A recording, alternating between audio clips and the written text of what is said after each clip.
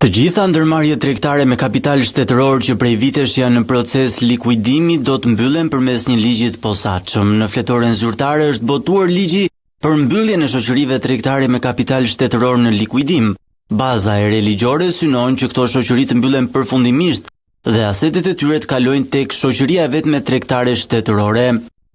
Janë njësër shoqëri shtetërore që kanë mbi 20 vite që janë në proces likuidimi, siç është rasti i Alb Bakër Shah që prej 2004 është miratuar prishja e shoqërisë dhe emërimi i likuiditorit të parë. E njëjtë është situata edhe për ndërmarrjet shtetërore Alb Krom, Alb Miniera, Prodhi Mobilje, Petrol Shah, Duhan Cigare, Superfosfat Kurbin dhe qendra e regjistrimit të aksioneve.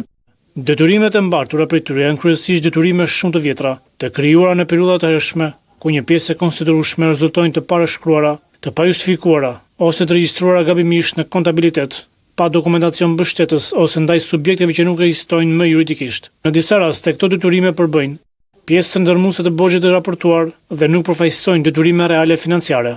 Por këto shoqëri, edhe pse kanë shumë detyrime dhe prej vitesh janë në likuidim, nga ana tjetër kanë shumë pasuri si portofol si troje, ndërtesa industriale, fabrika, depo, objekte teknike dhe galeri minerare të shpërndara në disa rrethe të vendit.